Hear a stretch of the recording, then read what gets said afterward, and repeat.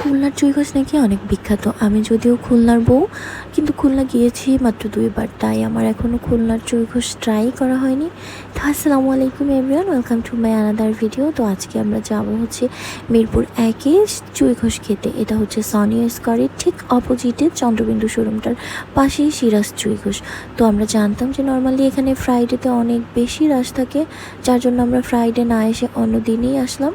কিন্তু তারপরও তেমন একটা কোনো কাজ হয়নি। এখানে প্রচণ্ড ভিড়ের লম্বা একটা লাইন ছিল।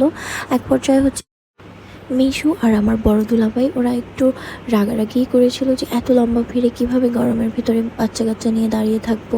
তো এরপরে হচ্ছে ওনারটা একটা টেবিল ভেতরে ঝটফট করে খালি করে আমাদের বেবিগুলোকে নিয়ে বসার জন্য ব্যবস্থা করে দিল।